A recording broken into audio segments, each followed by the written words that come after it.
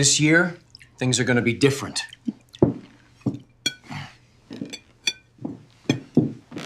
We're moving in next week, my mother-in-law, Eleanor, declared at Christmas dinner, slicing into the turkey with the same ruthless ease she used whenever criticizing my life. Your guest room will be perfect for us, and since Richard's retired now, we can finally all live together like one happy family. I glanced at my husband, Michael. He rose slowly, his wine glass trembling slightly, and spoke words that turned the warm, elegant dining room into a battlefield. That's interesting, because we sold the house yesterday. The silence that followed was so sharp, I could hear the grandfather clock in the hall ticking off the seconds like a countdown. Eleanor's fork froze halfway to her lips, gravy dripping onto her Christmas sweater, the one with the reindeer and the words "Grandma's house, Grandma's rules." Richard's face shifted through shades of purple before landing on a dark, alarming red that clashed with the decorations. "What did you just say?" Eleanor's voice was barely a whisper, far scarier than her usual booming tone.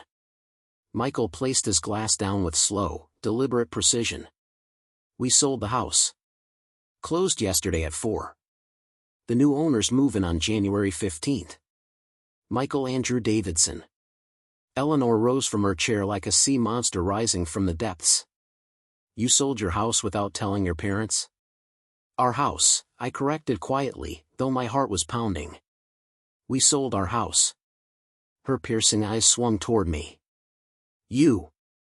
This is your doing, isn't it, Nora? You've always tried to drive my son away from his family." "Actually," Michael cut in, his voice firm as stone, "it was my idea. And before you start your usual rant about Nora influencing me, you should know exactly why we did it." Richard finally spoke, his voice strained. "Son, what's going on? If this is about money, we would have helped you." "It's not about money," Michael replied, pulling out his phone and scrolling. "It's about boundaries. It's about respect. And about the 47 times you ignored both in just the past year." 47? Eleanor sputtered. "You've been keeping count?" "No," Michael said calmly. "Our security system has." He turned his phone toward them. "Every single time you used the emergency key to let yourselves in. Every time you surprised us by redecorating. Every time you threw away Nora's things because they didn't match your vision of our home. Those pillows were hideous," Eleanor shot back. "And that hallway painting? That was from our honeymoon. Painted by a local artist in Santorini," I interrupted. "But you wouldn't know that, because you never asked before donating it to Goodwill." "You were working," she huffed. "I was just trying to help, like when I replaced your bedroom furniture." Michael's voice sharpened. "By telling the neighbors Nora couldn't manage the house? By scheduling contractors to remodel our kitchen without permission?" My sister-in-law, Patricia, who had been silent until now, cleared her throat nervously. "Mom, you really did redo their kitchen." "Well, it needed it." "That backsplash was prehistoric," Eleanor muttered. "It was from 2019, I said flatly. "We had just finished paying it off." "And that's not even the worst of it," Michael continued, turning to me. "Nora, show them what happened last month." With trembling hands, I pulled out my phone and found the video. Our doorbell camera had caught every detail.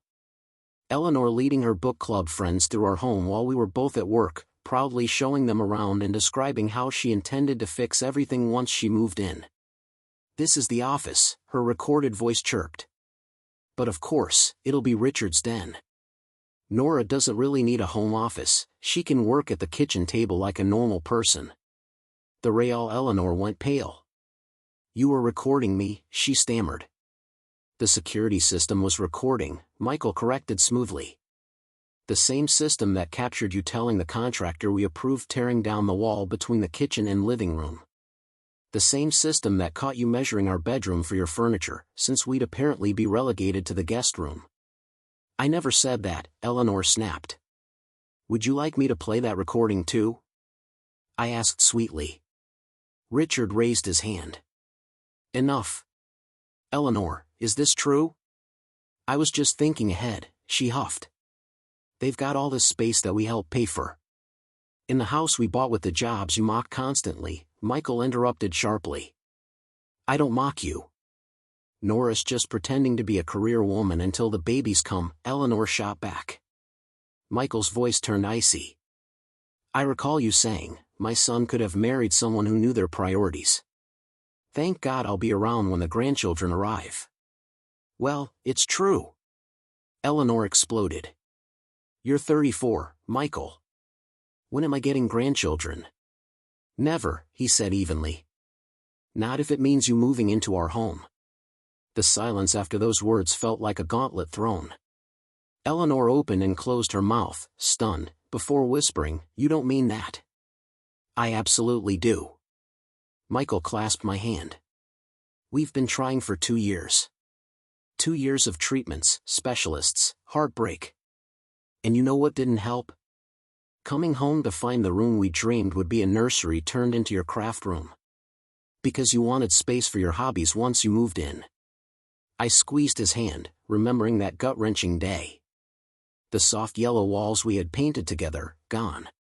The rocking chair my mother gifted us, banished to the garage. Every trace of our hope erased, as though it meant nothing. I didn't know, Eleanor whispered. Because you never asked, Michael said flatly. You assumed. Just like you assumed we'd welcome you moving in without a word. Just like you assumed our house was yours to redesign. Just like you assumed Nora was to blame when I stopped answering your calls. Richard spoke quietly. So, where will you go? If you've sold the house. We bought a condo, I replied. A building with top security. No extra keys, no guest room, a doorman who checks IDs. Everything covered. You bought a condo to escape us? Eleanor's voice cracked. We bought it to save our marriage, Michael said bluntly. Do you know how many arguments we've had because of you? How many times Nora cried after you insulted her cooking in her own kitchen? How many holidays you ruined with your so-called advice? If she can't handle constructive criticism, Eleanor began. It's not constructive when you redo her grandmother's stuffing recipe because it's too ethnic, Patricia suddenly cut in. Everyone turned to stare at her. What? We all think it, Patricia continued. Michael's just the only one willing to say it out loud. Mom, you're exhausting. Patricia Marie. Eleanor gasped. She's right, my brother-in-law James added. Remember when you tried to move in with us? Showed up with a moving truck? We had to change the locks, too. That was different, Eleanor huffed.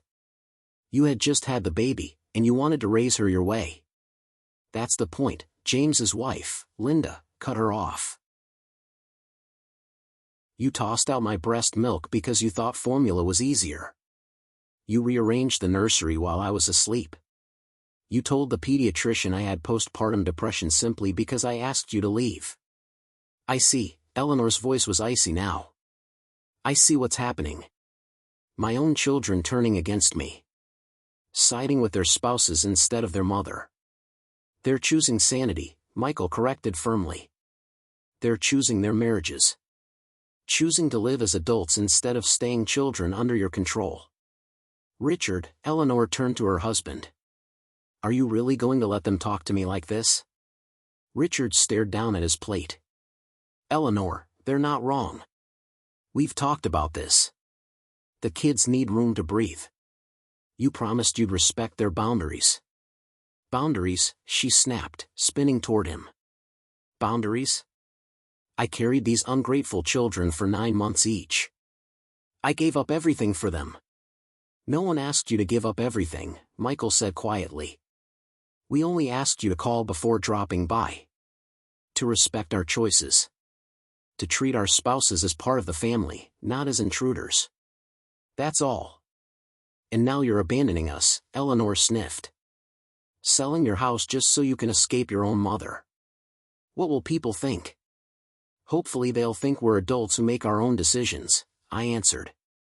But honestly, Eleanor, I don't care what people think. I care about coming home and not finding my closet rearranged. I care about cooking dinner without you standing over me, criticizing. I care that my husband and I can have privacy in our own home. Privacy for what? She sneered. Certainly not for making grandchildren. The cruelty of her words stole my breath. Michael shot to his feet, his chair scraping against the floor. That's enough. Mom, Dad, you need to go. Michael, his father began, but Michael's voice was steady. Get your coats. Leave. And don't call until you're ready to apologize to my wife. Apologize? For what? For speaking the truth? Eleanor demanded. For mocking our fertility struggles. For bulldozing through our lives. For treating Nora like a stranger in her own home. For all of it. He stepped to the door and pulled it open. Go. Please.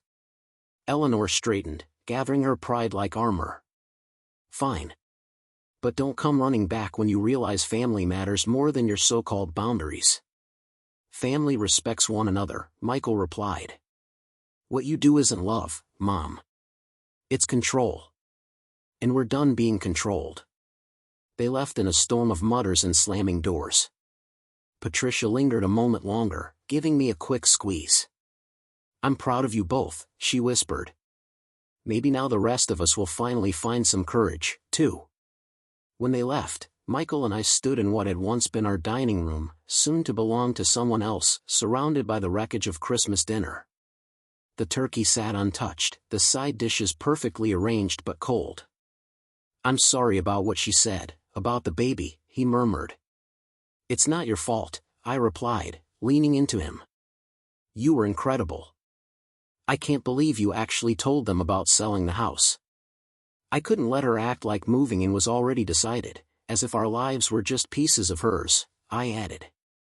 He pulled me closer. Are you all right?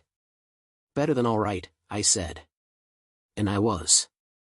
I felt free. We were free. Michael chuckled. The condo doesn't exactly have a proper door. I might have stretched the truth a little. But it doesn't have a guest room, the upstairs studio has its own entrance, and there are no spare keys floating around. His grin widened. Plus, the building banned subletting. She couldn't even rent a place nearby. You're a genius, I told him. I had a great teacher, he teased, kissing my forehead. So, Chinese takeout? Straight from the cartons? That'll really scandalize her. Only if we use the fancy china she gave us, the stuff we've been saving for special occasions. Deal. As we cleared away the abandoned feast, my phone buzzed. A text from Linda. James and I are putting our house on the market tomorrow. Patricia's already checking out apartments. You started a revolution. Thank you. I showed Michael, and he laughed. Think Mom will ever realize she's the common factor here? Doubt it. But that's not our concern anymore. Nope, he agreed.